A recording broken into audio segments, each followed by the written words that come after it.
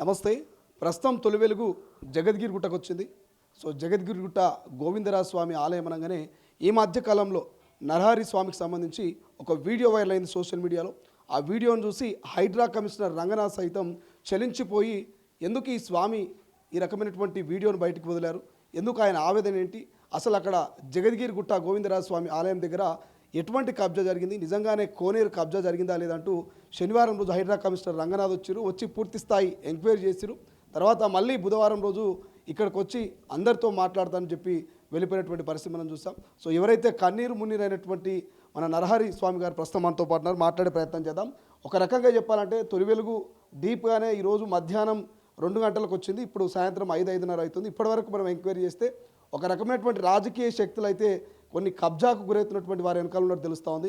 అనేకమైనటువంటి ఇన్వెస్టిగేషన్ తర్వాతనే ఇరువైపుల నుంచి మనం కొన్ని సమాచారం తీసుకున్నాం. అసలు అక్కడేంది ఇక్కడేంది, ఇక్కడ కబ్జా అయింది, సో ఇక్కడ గుడి చరిత్ర ఏంది, అక్కడ గుడి చరిత్ర ఏంటి, పూర్తి స్థాయి డేటాను తీసుకొని మనం తొలి వెలుగు మాట్లాడుతుంది. ఒకసారి నరహరి గారితో మాట్లాడే ప్రయత్నం చేద్దాం. సో నరహరి స్వామి గారు, సో ఎట్లా చూస్తారు అంటే మీరు ఎందుకు ఏడవాల్సి వచ్చింది, ఆ ఏడినటువంటి సందర్భం ఏంటి, ఇక్కడ గుడి ఎప్పుడు మీరు స్థాపించడం జరిగింది? 2005-06లో మన అప్పుడు లీడర్లలో కూన శ్రీశైలం గౌడ్ గారు ఆయన లీడర్గా వచ్చి 2007లో ఎంఆర్ఓకు మన జిల్లా కలెక్టర్ ఖైరదాబాద్లో ఉండే కలెక్టర్ ఆఫీస్లో అప్లై చేసినామండి. ఆయన వచ్చి ఇంత కాదు ఇంత అని కేటాయించిండు. అది ముందరిది కోనేరు అని చెప్పారు. కోనేరు లేదు కాబట్టి కోనేరు కుండని పంతులు గారు ఈ వెనక సైడ్ చుట్టుపక్కల తులసి తోట, బంతి తోట అది ఏర్పాటు చేశారు. ఏర్పడిన తర్వాత మొన్న 2-3 నెలల కింద 1 ఇయర్ కింద ఈయన దేవస్థానం బోర్డులో అవన్నీ కనిపించలే, గోడ మా అమ్మ కాలం జరిపోయింది, కడీలన్నీ తీసేసారు. తీసేసి ఇంత కట్టుకుంటూ వచ్చారు.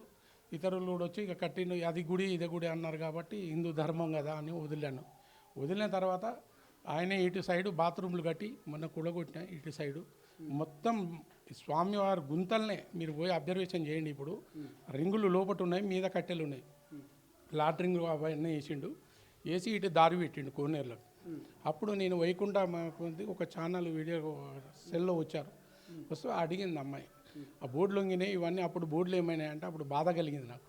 ఈ జన్మల కోనేరు చూస్తానో లేదో అంత పెద్ద కోనేరు ఉండే స్వామివారికి అని చెప్పి తపన చాలా ఏడవడం జరిగింది.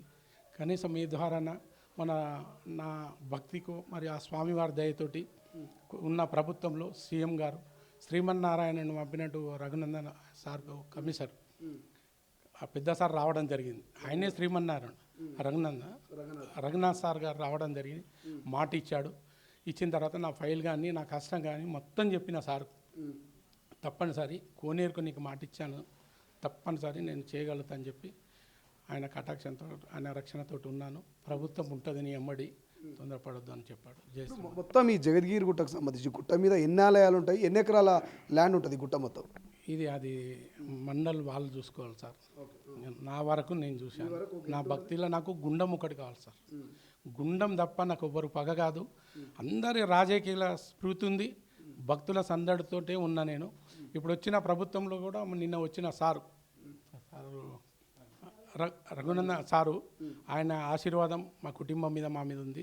ఆయనకు మొత్తం ఫైల్ చేసి ఇచ్చినాం సార్.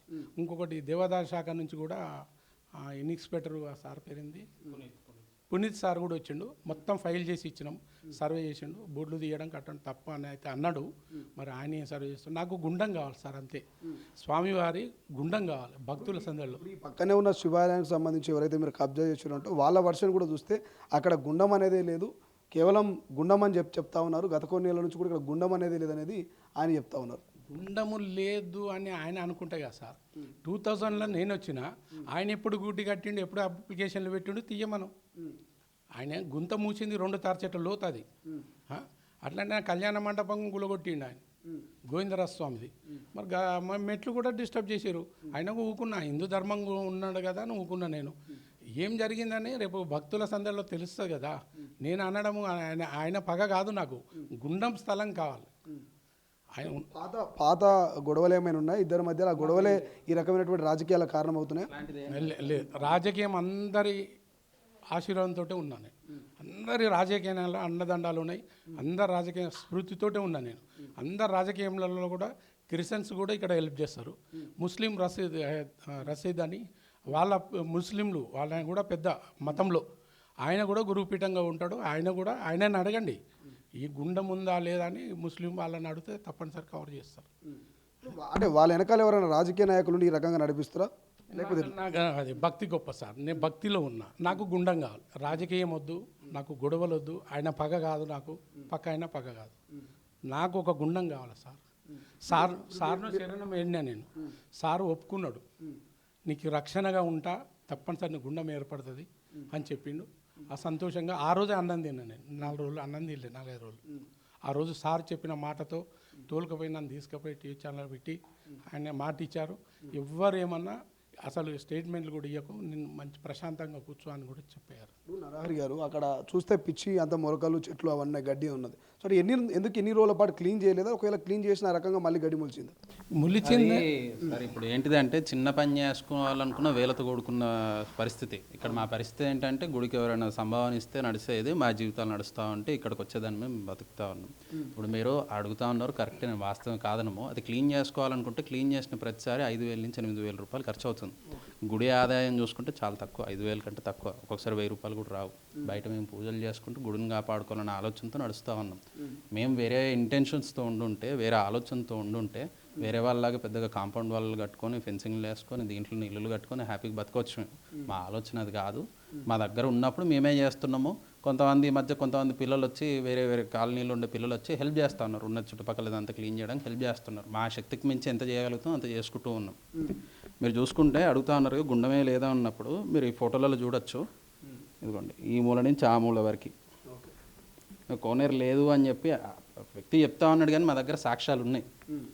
ఆ సాక్ష్యాలు సంబంధిత అధికారులకు ఇవ్వడం జరిగింది. మొన్న రంగనాథ్ గారు వచ్చినప్పుడు కూడా హైడ్రా కమిషనర్ గారికి రమ్మన్నారు. రేపు ఖచ్చితంగా రేపు కూడా ఇవన్నీ ఆల్రెడీ సబ్మిట్ చేసాం, మళ్ళీ ఇంకోసారి సబ్మిట్ చేస్తాం. ఒక్కసారి ఆ బయటికి వెళ్ళి చూసే ప్రయత్నం చేద్దాం. ఎందుకంటే దాదాపు జగద్గిరి గుట్ట అంటే ఇక్కడ కుక్కటిపల్లి కావచ్చు, హైదరాబాద్లో తెలియని వాళ్ళు అంటూ ఉంటారు. ఎందుకంటే దాదాపు మనకున్న సమాచారం ప్రకారం 18 ఎకరాల వరకు ఈ జగద్గిరి గుట్ట మొత్తం ఉండే అవకాశం ఉంటుంది. దాదాపు 10ల సంఖ్యలో, 10ల కంటే ఎక్కువ సంఖ్యలో ఇక్కడ గుళ్ళు ఉన్నాయి. శివాలయం ఉన్నది, అదేవిధంగా శ్రీ వెంకటేశ్వర స్వామి ఆలయం ఉన్నది, హరిహర గోవిందరాజ స్వామి ఆలయం ఉన్నది. ఇట్లా చెప్పుకుంటూ పోతే చాలా రకాల ఆలయాలను ఇక్కడ నిర్మించుకున్నారు. ఆలయాలకు సంబంధించినటువంటి కమిటీలు ఏర్పాటు చేసుకున్నట్టు తెలుస్తుంది. సో వాళ్ళు అక్కడ ఉన్నటువంటి కమిటీలు ఏర్పాటు చేసుకొని ఆలయ అభివృద్ధిని చేసుకుంటున్నారు.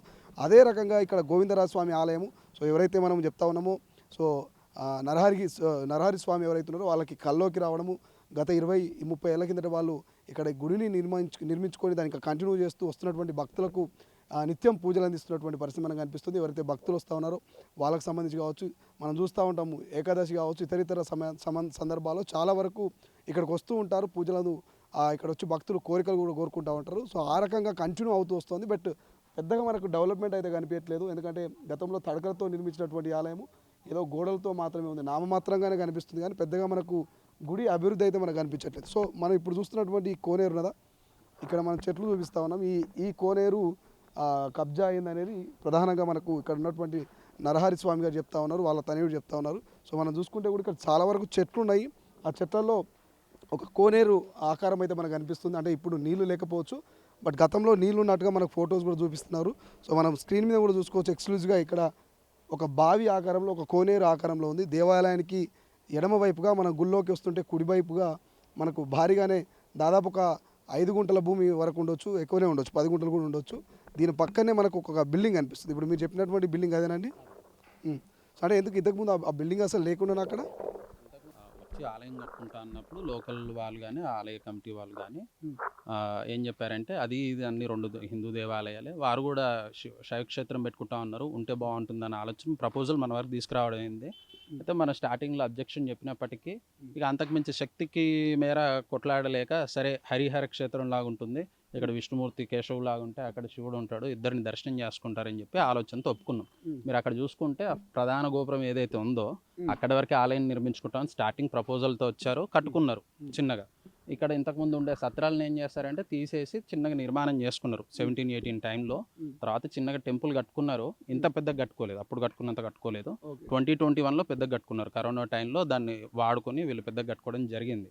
తర్వాత ముందు ఏదైతే రూములు కనిపిస్తున్నాయో మీకు అవతల గేట్ అవతల నుంచి రూమ్స్ ఏవైతే ఉన్నాయో అవన్నీ ఇంతకుముందు లేవు.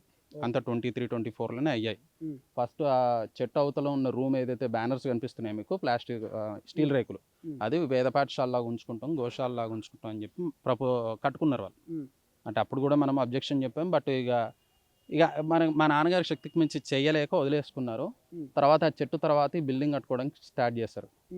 అప్పుడున్నప్పుడు కొంతమంది లోకల్ నాయకులు కానీ కొంతమంది భక్తులు కానీ వచ్చి ఏం చేశారంటే, మీకు అక్కడ మనకి పోల్ కనిపిస్తుంది, కరెంట్ పోలు. ఆ కరెంట్ పోలు రోడ్ మధ్యలాగా ఉంటుంది. ఒక చిన్నగా 2 మనుషులు నడిచేంత, 4 మనుషులు నడిచేంత వే పెట్టుకోండి. అవతల దిక్కు వాళ్ళు ఉంటారు, యువతల దిక్కు మీరు ఉంటారు. ఇక మీకు వారికి గొడవలేని రావు. ఇక అయిపోయింది, ఏదో అయిపోయింది, వదిలేని పంతులు గారు అని చెప్పి మా నాన్నగారిని వేడుకోవడం జరిగింది. వాళ్ళు కూడా వచ్చి వేడుకుంటే మనం వదిలేయడం జరిగింది. తర్వాత మా నాన్నమ్మ గారు కాలింగ్ చేసినప్పుడు రాత్రికి రాత్రి ఇటు బిల్డింగ్ కట్టడము, తర్వాత రూములు కట్టడం, ఇటు బాత్రూమ్లు కట్టడం చేశారు. ఇవంతా కోనేరు స్థలం. ముంగటి ఈ మూల నుంచి చూసుకుంటే ఆ చెట్టు అవతల వరకు పెద్ద పెద్ద గుంతలు ఉంటుండే. అంటే పర్టికులర్ కోనేరు లాగా ఉండకపోతుండే, బట్ మంచి వాటర్ స్టాకేజ్ ఉంటుండే, వాడుకునేటట్టు ఉంటుండే. తర్వాత వీళ్ళు ఏం చేశారంటే, ఆ రూము ఈ రూము ఇక రెంట్కి ఇచ్చుకున్నారు అది ఇది అని చెప్పి వేరే భక్తులు అంటారు. అది మీరు ఎంక్వైరీ చేసుకోండి. ఇవి ఇక్కడ మీకు ఇప్పుడు బయటకు కనిపిస్తున్న చిన్న రూమ్లు ఏదైతే ఉన్నాయో బాత్రూమ్స్. తర్వాత ఇప్పుడు హైడ్రా కమిషనర్ వస్తున్నారు, వీళ్ళందరూ వస్తున్నారు అనే విషయం తెలిసాక దాన్ని రూమ్ లాగా మార్చుకున్నారు. కానీ దాన్ని ఏదైతే లింక్ ఉన్నదో అదంతా సెప్టిక్ సివరేజ్ అంతా ఈ కోనేరులో ఒక ట్యాంక్ కట్టుకున్నారు. ఈ పక్కకి ఇరగొట్టిన గోడల పక్కకి, కట్టెల పక్కకి మనం క్లీన్ చేసుకుంటే సివరేజ్ ట్యాంక్, సెప్టిక్ ట్యాంక్ వెళ్తుంది. అది కాకుండా వాళ్ళ వేస్టేజ్ అంతా అలా క్రాస్ చేసుకొని దీనిలో కలిపారు. మనం అటు సైడ్ రోడ్కి వెళ్తే మీకు క్లియర్ కనిపిస్తుంది. దీన్ని కూడా కంప్లీట్గా క్లోజ్ చేసేసుకొని రూమ్స్ ఎక్స్పాండ్ చేసుకోవాలనేది వాళ్ళ ఆలోచన. దానికి ఇంతకుముందు కూడా ఈవో గారు వచ్చే మనకి 24 ఏప్రిల్ మేలు ఏమన్నారంటే, ఇది ముందు అంతా తులసివనం చేసేసి క్లోజ్ చేద్దామంటే మేము అబ్జెక్షన్ చెప్పాము. నాన్నగారు ఏం చెప్పారంటే, ముంగట కోనేరు చేసుకుందాము, అంటే అప్పటికి ఆ బిల్డింగ్ దగ్గర ఉన్న ప్లేస్ నుంచి ఇదంతా కోనేరు చేసుకుందాము. వెనక వీళ్ళది కాంపౌండ్ వాళ్ళు లేకుండే, మీరు చూసుకుంటే వెనక ఓన్లీ ప్రధాన గోపురం వెనక వరకే వీళ్ళు కట్టుకుంటా అన్నారు. తర్వాత వీళ్ళు కాంపౌండ్ వాళ్ళు ఎక్స్టెండ్ చేసుకొని కట్టుకున్నారు. వెనక ఏదైతే స్థలం ఉందో ఆ స్థలం అంతా తులసివనం చేసుకుందాము, ఇదేమో తులసివనము, ఇదేమో స్వామివారి కోనేరు ఉంటుంది అని చెప్పి. మీద కూడా కోనేరు ఎక్కలేనట్టు లేదు సార్, ఇంతకు ముందు ఉంటుండే. ఇప్పుడు మన కూరగాయల మార్కెట్ ఏదైతే ఉందో అక్కడ పెద్ద కోనేరు ఉంటుండే. తర్వాత దాన్ని క్లోజ్ చేసి మార్కెట్ కట్టుకున్నారు. తర్వాత ఇక కోనేరు కడదామన్న ఆలోచనలోనే ఉండిపోయారు తప్ప భక్తులు ముంగడికి రాకను, లేకపోతే అది ఇంకా అవ్వలేదు. ఈ గుట్ట మొత్తానికి కోనేరు కడితే చాలా అద్భుతంగా ఉంటుంది నాకు తెలిసినంత. యాక్చువల్గా మా నాన్నగారికి 96-98 టైంలో ఈ వెంకటేశ్వర స్వామి దర్శనం చేసుకున్నప్పుడు దీన్ని ఒక చిన్న తిరుమలలాగా చేసుకుంటే బాగుంటుందని చెప్పి ఆయనకి అనిపించిందో, లేకపోతే కలర్ వచ్చిందో ఆయనకి అనిపించింది. స్వామివారి పడుకున్న విగ్రహం కనిపించి చిన్న తిరుమల అవుతుంది, ఎవరైతే ఆంధ్రప్రదేశ్లో ఉన్న తిరుమల వరకు వెళ్ళలేకపోతున్నారో ఇక్కడ చేసుకుంటే బాగుంటుందని చెప్పి అన్నారంట. ఆయన అప్పటి నుంచి 96-98 నుంచి కష్టపడితే 2000లో స్వామివారి విగ్రహాన్ని అందరిని ఒప్పించుకొని పెట్టుకున్నారు. 2002లో చిన్నగా షెడ్ స్లాబ్ వేసుకొని అలాట్ చేసుకున్నారు. అప్పుడు ఇంకా మనకి ఎండోమెంట్ అవ్వలేదు. అప్పుడున్న చిన్న కమిటీ వారికి చెప్పుకున్నప్పుడు ఈ ముంగట ఉన్నదంతా కోనేరే చేసుకుందాం పంతులు గారు అని చెప్పి వాళ్ళు కూడా అగ్రి అయ్యారు. అప్పటికి ఇది లేకుండే. ఈ పక్కకంతా గోశాల చేసుకుందాము, అవతల తులసివనం చేసుకుందాం, పక్కకు వేద పాఠశాల పెట్టుకుందాం అని 2002-2004 విషయం. ఇక తర్వాత 2007-8లో ఎండోమెంట్కి అయిపోయింది. ఎండోమెంట్కి అయినప్పుడు అప్లికేషన్ పెట్టుకుంటే బాగుంటుందని ఫస్ట్ ఈవో గారు సజెస్ట్ చేశారు మనకి. ఆయన పేరు సరిగ్గా గుర్తులేదు నాకు. ఆయన సజెస్ట్ చేసినప్పటి నుంచి 2007 నుంచి మనం అప్లికేషన్స్ పెట్టుకుంటూ వస్తున్నాం గవర్నమెంట్కి. ఎల్ఆర్ నెంబర్ అంటే టెంపరీ నోట్ వరకు ఇచ్చారు, కానీ అది పర్మనెంట్గా మనకు అలాట్ చేసినట్టు ఏదో డాక్యుమెంట్ ఇవ్వలేదు. అయినప్పటికీ మనం ఏ విషయం చేసినా సరే ఆలయ కమిటీకి, ఆ టెంపుల్ ఈవోకి, ఎంఆర్ఓ ఆఫీస్లో, కలెక్టర్ ఆఫీస్లో ఎప్పటికప్పుడు విషయాలన్నీ అప్డేట్ చేస్తూ ఉన్నాం. మన దగ్గర దాదాపు 78 డాక్యుమెంట్స్ ఉన్నాయి 2007 నుంచి 2025 వరకు, నిన్నటి వరకు. అంతా కూడా గవర్నమెంట్ ల్యాండ్, ఎవరిది ప్రైవేట్ ల్యాండ్ లేదు ఇక్కడ. దాతలు కూడా ఎవరు లేదు. దాతలు కూడా ఏం లేదు సార్. ఇది మొత్తం జగద్గుట్ట లక్ష్మీ వెంకటేశ్వర స్వామి దేవాలయం కింద దాదాపు 25 ఎకరాలు ఉండేటివంట. ఎండోమెంట్కి అయినప్పుడు 18 ఎకరాల వరకు ఆన్ నోట్ చేసుకున్నారు. తర్వాత అది 16 ఎకరాల 20 గుంటల వరకు రికార్డులకు నమోదైంది. మీరు ఇప్పుడు పరిశీలన చేసుకుంటే ఇప్పుడు దాదాపు మిగిలిన ఆలయ స్థలం అంతా శూన్యం అయిపోయింది సింపుల్గా చెప్పాలి. ఇప్పుడు అంటే గతంలో మీరు ఇద్దరు బాగానే ఉండేదా? అంటే ఆ పక్కన ఆలయాలు మీ ఆలయాలు అంటే మీరు అందరు కలిసి ఉండేదా? అప్పుడు ఇప్పుడు ఎవరితో మాకు వైరం ఏం లేదు. ఎవరైనా సరే సనాతన ధర్మాన్ని కాపాడుకుంటూ, హైందవ ధర్మాన్ని కాపాడుకుంటూ పూజలు చేసుకుంటా అంటే అందరినీ మనం సపోర్ట్ చేశాము. అప్పుడు కూడా ఆయన మా దగ్గరికి మా నాన్నగారిని అన్నా వదినా అని పలకరించుకుంటూ వచ్చేవారు. మేము దాన్ని యాక్సెప్ట్ చేశాము. ఆయన ఆలోచన బాగాలేనప్పటి నుంచి కొంచెం దూరం పెట్టడం మొదలుపెట్టాము. ఇట్లా రూములు కట్టడము, బాత్రూమ్లు కట్టడము, ఇట్లా అందరిని ఇబ్బంది పెట్టడం చేస్తున్నప్పటి నుంచి దూరం పెట్టాము. అట్లా ఇంకా డాక్యుమెంట్స్ కూడా ఉన్నట్టున్నాయి మీ దగ్గర. ఏవేవో డాక్యుమెంట్స్, ఫోటోలు, ఇవన్నీ మీకు డాక్యుమెంట్స్ చూపియద్దు అన్నారని చెప్పి పక్కకు పెట్టాను. ఇవన్నీ మీకు ఫొటోస్ అనమాట. ఆలయం గులగొట్టినప్పుడు ఆలయం ఎలా ఉండే. ఈ కోనేరు స్థలాన్ని మూసే ప్రయత్నం వాళ్ళు చేస్తున్నప్పుడు ఓకే, వాళ్ళు ఏంది వేస్టేజ్ అంతా తీసుకొచ్చి ఇక్కడ పోస్తున్నారు. పోస్తూ ఉంటారు. ఇప్పుడు మనము రోడ్ ముంగటి నుంచి వెళ్ళి చూసుకుంటే మీకు అక్కడంతా డస్ట్బిన్ లాగా అరేంజ్ చేస్తారు. అంటే చుట్టుపక్కల వాళ్ళందరూ అక్కడ డస్ట్ వేసేటట్టు ప్లాన్ చేశారు. దాని మీద ఏం చేస్తారంటే 1-2 లారీలతో మట్టి వేపిస్తారు. మన బిల్డింగ్ వేస్టేజ్ ఉంటుంది కదా, వేపిచ్చేస్తారు. వీలే జేసీబీ బట్టి ఏం చేస్తారంటే దానికి ముంగటికి నూకేస్తారు. అంతే సింపుల్గా. అలానే ఈ స్థలం అంతా మూసుకుపోయింది. ఇప్పుడు ఈ కార్లు ఏదైతే ఏం చెప్తున్నారు అక్కడ ఉన్నటువంటి వాళ్ళు, ఎవరెవరో వచ్చి అక్కడ వేస్టేజ్ చేస్తే మాకేం సంబంధం, సో వేస్టేజ్కి మాకేం సంబంధం అని చెప్పి చెప్తా ఉన్నారు. సార్ వేస్టేజ్కి వారికి సంబంధం లేదు అంటే ఇప్పుడు వారి ప్రమేయం లేకుండా జరగదని ఎవరైతే అనుకోరు సార్. ఇప్పుడు వారి ఒపీనియన్ ఇంటెన్షన్ కరెక్టే ఉండుంటే వారు అలా బిల్డింగ్లు కట్టరు, అలా సివరేజ్ కనెక్షన్స్ ఇచ్చారు. ఇప్పుడు వారి రూమ్ ఎదురుగానే, వారి గేట్ ఎదురుగానే డస్ట్బిన్ ఎవరు పెట్టుకోరు కదా సార్. మన ఇంటి ముందు మనం పెట్టుకుంటాం, ఒక దేవాలయం ముందు మనం పెట్టుకుంటాం. ఇప్పుడు వారు ఎంకరేజ్ చేయబట్టే అది అయ్యి ఉండొచ్చని మా ఉద్దేశం అంతే. రంగనాథ్ గారు ఏమన్నారు క్లియర్గా, మరి దాని సాటిలైట్ మ్యాప్స్ ఏమైనా చూస్తాన్నారా, మరి ఏమైనా ఎంక్వైరీ చేస్తామన్నారా? రంగనాథ్ గారు ఏమన్నారంటే ఆ రూములు మాత్రం వెళ్ళిపోతాయి ఖచ్చితంగా. దాని పక్కకున్న బిల్డింగ్ కానీ ఇంకేదైనా కానీ వాస్తవంగా వేద పాఠశాల ఉందో లేదో గమనిస్తాము, దాన్ని బట్టి మేము యాక్షన్ తీసుకుంటామని చెప్పారు.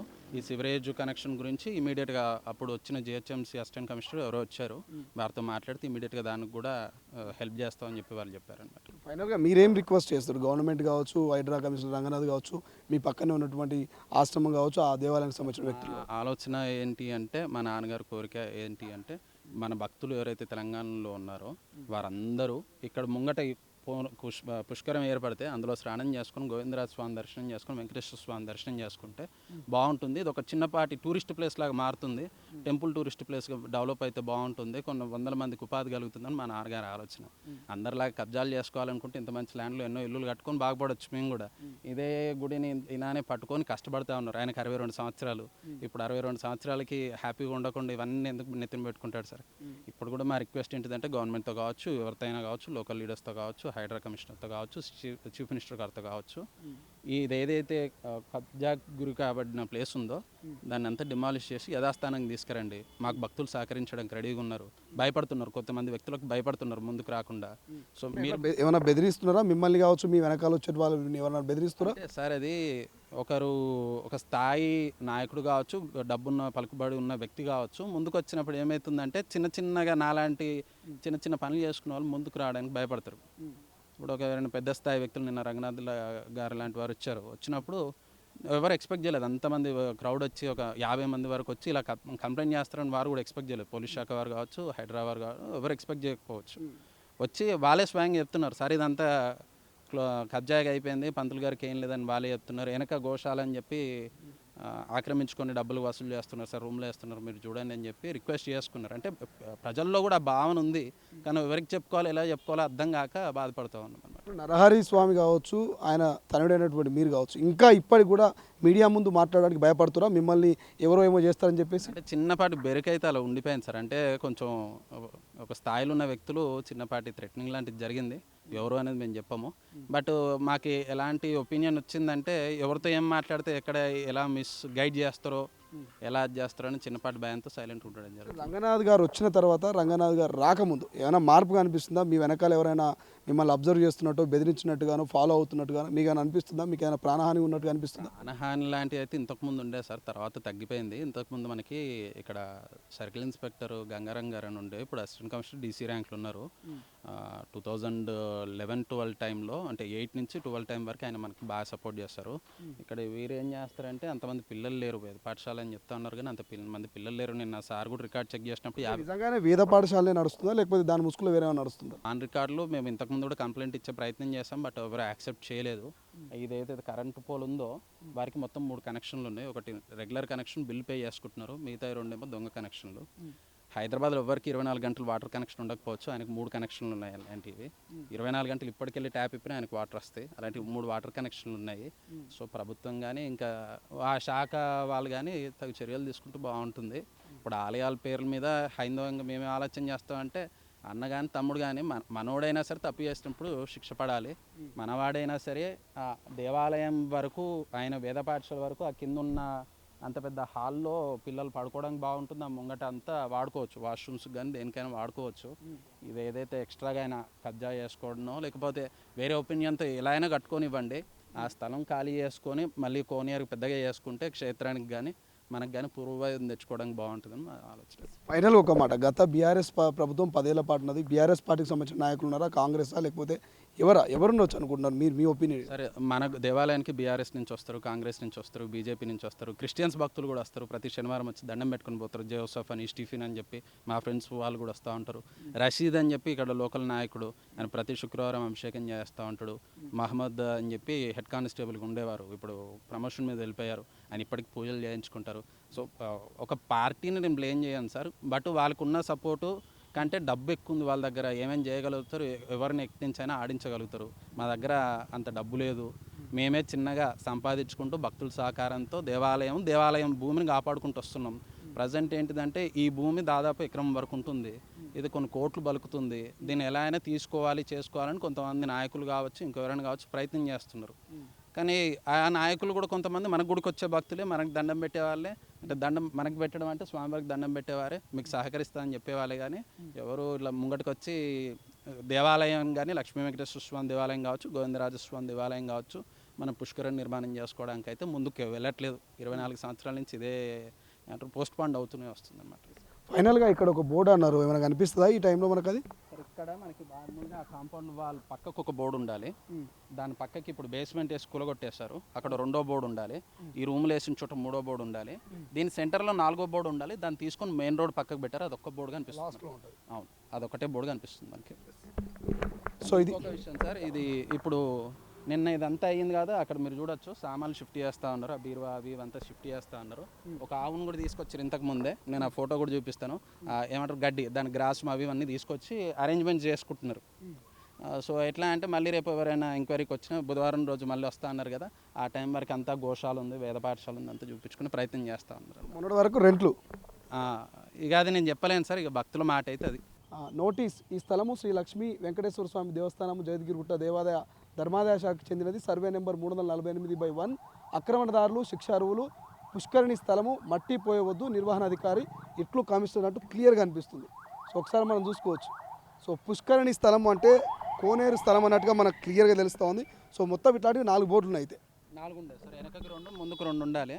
3 బోర్డులు మిస్ అయినాయి. ఇది ఒక బోర్డు సెంటర్లో ఉండేది, అది ఇక్కడికి తీసుకొచ్చి పెట్టారు. ఓకే, మీరు ముందుకు వెళ్తా ఉంటే డంపింగ్ వేసుకుంటే పుష్కర స్థలం మొత్తం క్లోజ్ చేస్తూ ఉన్నారు. మీరు అక్కడ చూసుకుంటే ఉంది ఒకటి సివరేజ్ డైరెక్ట్, దాంట్లో సెప్టిక్ ట్యాంక్ ఉంది. ఈ సివరేజ్ అంతా ఇక్కడ నుంచి కలుస్తూ ఉంటుంది దాని. సో ఈ పార్కింగ్ అంతా కూడా ఫ్రీ ఆఫ్ పార్కింగ్ అంటే ఇక్కడ అంటే చుట్టుపక్కల ఉండేవారివి, కొంతమంది ఏమో డబ్బులు ఇస్తున్నా అన్నారు. ఎవరికి ఇస్తున్నారు ఏంటో అది మనకు క్లియర్గా ఐడియా లేదు సార్. సో రోడ్డు పక్కనే ఓకే, ఈ మీరు అన్న డ్రైనేజ్ ఇదే అయితే. అవును సార్. సో ఒకసారి మనం చూసుకోవచ్చు క్లియర్గా. అంటే ఇది 2వ డ్రైనేజ్. మొదటిదేమో డైరెక్ట్గా ట్యాంక్ కట్టుకొని వాళ్ళకి మూవ్ చేసుకున్నారు. ఇదేమో ఇంకో నుంచి కనెక్షన్ అనమాట. వీళ్ళు ఏం చెప్తారంటే మనకి ఇంతకుముందు వెనకకి ఇంకో పెద్ద కొనంలాగా ఉండేది. వాటర్ ట్యాంక్లో ఓవర్ హెడ్ వాటర్ ఏదైతే వస్తుందో అక్కడికి వచ్చి ఆగేది. ఈ మధ్యలో ఓవర్ హెడ్ అవ్వట్లేదు. అక్కడి నుంచి పక్కకి సెప్టిక్ ట్యాంక్స్ అది ఏమంటారు మనది డ్రైనేజ్ కనెక్షన్ చేశారు, దాంట్లోకి మూవ్ అయిపోతున్నాయి. వీరేం చెప్తారంటే అందరికీ ఆ వాటర్ ఓవర్ హెడ్ అయ్యి వెనక నుంచి ఇలా వస్తుంది అని చెప్తారు. మంచినీరు ఓవర్ఫ్లో అయినప్పుడు మరి ఇంత చండాలంగా అయితే రాదు కదా. మీరు ఆ మూల నుంచి ఈ మూల వరకు చూసుకోవచ్చు, అంతా ఖచ్చితంగా ఇది డ్రైనేజ్ వాటరే. చెప్పుకోవడానికి మాత్రం అలా చెప్పుకుంటున్నారు. మీరు ఈ రూములు అవి కూడా చూసుకుంటే కొత్తగా నిర్మించుకున్న రూములే. సగం కంటే ఎక్కువ స్థలం మొత్తము కోనేరు స్థలాన్ని కబ్జా చేసుకొని ఆక్రమించుకొని కట్టుకుంటా ఉన్నారు. క్లియర్గా మనకు కనిపిస్తూ ఉంది. సో ఏదైతే కబ్జా గురైంది అంటున్నారో ఇదే ఈ కోనేరు అంతా కూడా. ఈ కోనేరులోకి వేస్టేజ్ డ్రైనేజ్ వాటర్ పోతుంది. ఒక్కసారి మనం కామన్గా జనరల్గా ఆలోచించినప్పటికీ కూడా ఎక్కడైనా ఒక ఆలయం ముందు చాలా శుభ్రంగా పరిశుభ్రంగా ఉంచుకోవాలి. అటువంటి ఆలయం ముందు అటువంటి కోనేరుగా భావించేటువంటి ఒక ఏదైతే ఆ బావి లాంటి ఈ కోనేరులోకి అంతా కూడా డ్రైనేజ్ వాటర్ వెళ్తూ ఉన్నాయి. మొత్తం వేస్టేజ్ డంపింగ్ యార్డ్ కంటే దారుణమైనటువంటి పరిస్థితి గోవిందరాజు స్వామి ఆలయం ముందు మనకు క్లియర్గా కనిపిస్తుంది. నిజంగానే కబ్జాకు గురైందా అంటే అవుననేటువంటి సంకేతాలు కూడా కనిపిస్తున్నాయి. ఎందుకంటే నూతనంగానే కన్స్ట్రక్షన్ చేసినట్టు కనిపిస్తుంది ఈ బిల్డింగు. సో ఎవరైతే ఇప్పుడు ఎలిగేషన్ చేస్తూ ఉన్నారో గోవిందరాజు స్వామికి సంబంధించినటువంటి అర్చకులు, ఆ ఎలిగేషన్ చేస్తున్నటువంటి బిల్డింగు ఇదే. సో ఈ యొక్క కోనేటిని ఆనుకున్నటువంటి బిల్డింగు. సో ఈ బిల్డింగు కబ్జా చేసి కట్టిరు అనేది క్లియర్గా కనిపిస్తోంది. సుజాం రంగనాథ్ గారు ఏం డిసైడ్ చేయబోతున్నారు, మరి నిజంగానే కబ్జా గురైందా, శాటిలైట్ మ్యాపు అవన్నీ చూసి మరి నిజంగానే బుల్డోజర్లు తెచ్చి కూలగొడతారా, లేకపోతే మరి ఎటువంటి న్యాయం చేయబోతున్నారు అనేది క్లియర్గా అర్థమైంది. సో తొలి వెలుగు మార్నింగ్ నుంచి ఇక్కడ కొంత ఇన్వెస్టిగేషన్ చేసే ప్రయత్నం చేస్తుంది. క్లియర్గా అక్కడున్నటువంటి నరహరి స్వామి చెప్పే మాటలు విన్నా, ఆయన కొడుకు చెప్పేటువంటి మాటలు విన్నా కూడా క్లియర్గా అర్థమవుతుంది. సో పక్కనే ఉన్నటువంటి శివాలయం ఏదైతే ఉన్నదో శివాలయానికి సంబంధించినటువంటి మరొక పంతులు అని చెప్పుకోవచ్చు. ఆయన పేరు మనం ప్రస్తావన తీయలేము. సో ఎందుకంటే క్లియర్గా తెలుస్తోంది ఆయన వెనకాల కొంతమంది రాజకీయ నాయకులు ఉన్నారు. సో ఆయనకు 3 నల్లా కనెక్షన్స్ ఉన్నాయి, నిరంతరం నీళ్ళు ఉంటుంది, 2 విద్యుత్కు సంబంధించి 2 విద్యుత్ మీటర్లు కూడా దొంగ కనెక్షన్స్ ఉన్నాయంటూ క్లియర్గా చెప్తా ఉన్నారు. అక్కడ నడిపించేది వేద పాఠశాల కాదు, వేద పాఠశాల ముసుగులో ఇంకా ఏదో నడుస్తుందంటూ కూడా వాళ్ళు కొంత అనుమానం వ్యక్తం చేస్తున్నటువంటి పరిస్థితి. బట్ మనకు కూడా పెద్దగా వేద పాఠశాల అంటే దాదాపు 50 మంది అన్నప్పుడు 50 మంది పిల్లలు అయితే ఎవరు కనిపించట్లేదు. ఎవరో 2-3 వేద పాఠశాలకు సంబంధించిన వాళ్ళు మాత్రమే కనిపిస్తూ ఉన్నారు. క్లియర్గా నిజంగా 50 మంది ఒకవేళ పిల్లలు కనుక చదువుకుంటే అక్కడ ఒక హడావిడి ఉంటుంది. మనకు అటువంటి హడావిడి అయితే మధ్యాహ్నం నుంచి ఎటువంటి పరిస్థితుల్లో కనిపించట్లేదు. కేవలం 2-3 పిల్లలు మాత్రమే కనిపిస్తారు. సో కోనేరు విషయానికి వస్తే మనందరికీ తెలుసు, ఎక్కడికి ఏ ఆలయానికి వెళ్ళినా కోనేరు అనేది చాలా ముఖ్యం, పవిత్రమైనది కోనేరు. కోనేరులో కాళ్ళు కడుక్కొని నెత్తి మీద 4 నీళ్ళు చుక్కలు వేసుకొని ఆలయంకి వెళ్ళి దర్శనం చేసుకొని వస్తుంటాము. చాలామంది కోనేరులో మునిగితే పాపాలన్నీ పోతాయంటారు. అటువంటి కోనేరుకు సంబంధించి మనం క్లియర్గా చూస్తూ ఉన్నాము. దాన్ని ఒక డంపింగ్ యార్డ్ లాగా మార్చేసారు. నిజంగా హైందవ ధర్మము, హిందువులు కావచ్చు, నిజంగా దేవుణ్ణి నమ్మేవాళ్ళు ఎవరైనా సరే కోనేరుని ఒక పవిత్రంగా చూడాలి. ఆలయం ముందు ఈ రకమైనటువంటి ఒక డస్ట్బిన్ ఏర్పాటు చేసిరు. గోవిందరాజు స్వామికి సంబంధించినటువంటి ఆలయం ముందు మనం కనుక చూస్తే ఇదంతా ఒక పెంట గుంతలాగా, ఒక చెత్త కుంపలాగా మార్చేసిరు. మొత్తం ఆలయం ఇక్కడనే ఉంది చూడండి ఒకసారి. సో ఆలయం ముందే ఇదంతా కూడా చెట్లు చెదరు, మొత్తం ఎక్కడికక్కడ కన్స్ట్రక్షన్ జరిగినటువంటి ఇండ్లకు సంబంధించినటువంటి వేస్టేజ్, ఇక్కడనే పక్కనే కార్ల పార్కింగు. సో మొత్తం చెట్లతోటి ఒక కోనేరు ఆకారంలో ఉన్నటువంటి ఏదైతే ఈ స్థలం ఉందో ఈ స్థలం అంతా కూడా వాస్తవానికి పంతులు చెప్పినట్టుగా మనం రోడ్డు పక్కనే చూస్తే ఇలా కబ్జా గురైపోతుంది. ఒకసారి చూడొచ్చు, ఇదంతా కూడా రోడ్డుకు సంబంధించి కావచ్చు, ఎక్కడైనా వేస్టేజ్, ఇక్కడ ఇంకొంత వేస్టేజ్. సో ఇట్లా వేస్టేజ్కి సంబంధించినటువంటి కుప్పలంతా కూడా వేసేసి సో ఉన్నటువంటి ఈ ల్యాండ్ను కొంత కబ్జాకు గురి చేస్తున్నట్టుగా మనకు క్లియర్గా అనిపిస్తుంది.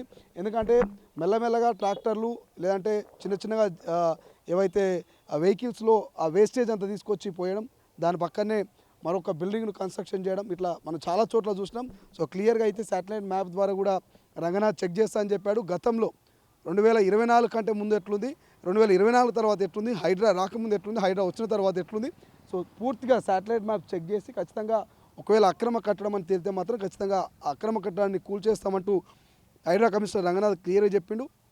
సో ఇక్కడ చెప్తా ఉన్నారు, ఎవరైతే గోవిందరాజస్వామి ఆలయాన్ని ఉన్నటువంటి అర్చకులు ఎవరైతే ఉన్నారో సో ఆ అర్చకులైనటువంటి నరహరి స్వామి చెప్తా ఉన్నాడు, గతంలో కూడా మా మీద వివక్షత చూపించారు, ఈ కోనేరు విషయంలోనే గొడవలు జరిగినాయి, ఈ 2.5 ఎకరాల్లో ఉండాల్సినటువంటి గోవిందరాజస్వామి ఆలయాన్ని మెల్లమెల్ల కబ్జా పెట్టే ప్రయత్నం చేస్తున్నారు, ఇక్కడ రూములు కట్టి. సో ఇదంతా కూడా ప్రభుత్వ స్థలం కేవలం ఆలయాల కోసం కేటాయిస్తే ఆలయంలో కొన్ని ఇళ్లను నిర్మించి వాటిని ఆలయానికి సంబంధించి వాడుకోకుండా వాటిని కిరాయికి ఇస్తూ నెలకు 10-15 వేల రూపాయలు వసూలు చేస్తున్నట్టు చెప్తున్నటువంటి పరిస్థితి. ఇట్లా ఓవరాల్గా జగద్గిరి గుట్ట మీద అయితే చాలా వరకు 10ల సంఖ్యలో గుళ్ళు ఉన్నాయి. ఆ గుళ్ళకు సంబంధించి ఎవరికి వాళ్ళు దేవాలయాలు నిర్మించుకున్న దేవాలయాలతో పాటు కొన్ని రూమ్లను కూడా ఏర్పాటు చేస్తున్నటువంటి పరిస్థితి మనకు కనిపిస్తుంది. సో రీసెంట్గా హైడ్రా ఆఫీస్కి అయితే 100ల సంఖ్యలో 1000 సంఖ్యలో ఫిర్యాదులు అందుతున్నాయి. సో ఈ నేపథ్యంలో నరహరి స్వామి ఏదైతే వీడియో తీసిండో ఆ వీడియో వైరల్ అవ్వడం, ఇక్కడికి రంగనాథ్ రావడం, సో ఇదంతా కూడా చాలా చర్చనీయాంశంగా మారింది. మళ్ళీ బుధవారం ఇక్కడికి హైడ్రా కమిషనర్ రంగనాథ్ వస్తా అని చెప్పాడు. పూర్తి స్థాయి పరిశీలన చేస్తాను, వాట్సాప్ గ్రూపులో నన్ను యాడ్ చేయండి. సో ఇక్కడ జరుగుతున్నటువంటి అన్ని విషయాలని అప్డేట్స్ చేయాలి, ఖచ్చితంగా బుధవారం వచ్చి డిస్కషన్ చేస్తామని చెప్పాడు. సో మరి ఏం జరుగుతుందో చూద్దాం. ఇంత పొలిటికల్ ప్రెజర్ ఉన్నటువంటి ఈ ప్రదేశంలో నిజంగా ఈ ఆలయం కోనేరు కాపాడుకుంటారా లేకపోతే వదిలేసుకుంటారా? మరి రాజకీయ ఒత్తిళ్లు, అధికారుల భయభ్రాంతులకు గురి చేస్తున్నారంటూ ఇప్పటికే చెప్తున్నటువంటి పరిస్థితి. మమ్మల్ని ఇప్పటికీ ఎవరో వెంటాడుతున్నట్టుగా మా మీద అబ్జర్వేషన్ ఉన్నట్టుగానే ఉన్నదన్నట్టుగా చెప్తారు. ఎందుకంటే ఎవరు కూడా సహకరించట్లేదు, సహకరించే వాళ్ళు కూడా భయపడుతున్నారు. అవతల వాళ్ళు చాలా బలమైనటువంటి వాళ్ళంటూ మరి ఇద్దరు పంతులు కూడా చెప్తున్నటువంటి పరిస్థితి. మరి ఈ పరిస్థితిలో ఉన్నప్పుడు రాష్ట్ర ప్రభుత్వం, హైడ్రా కమిషనర్ రంగనాథ్ ఇక్కడ జగద్గిరి గుట్టకు సంబంధించినటువంటి గోవిందరాజ స్వామి భక్తులు ఏ విధంగా రియాక్ట్ అవుతారు, మరి ఆ స్వామివారికి ఏ విధమైనటువంటి న్యాయం చేస్తారో చూద్దాం. కెమెరా పర్సన్ అజార్తో శ్రీశైలం, తొలి వెలుగు, జగద్గిరిగుట్ట. ప్రపంచంలో ఏ మూల ఏ క్షణం ఏం జరుగుతుందో వేగంగా తెలుసుకోవడానికి తొలి వెలుగు వాట్సాప్ ఛానల్ని ఫాలో చేయండి.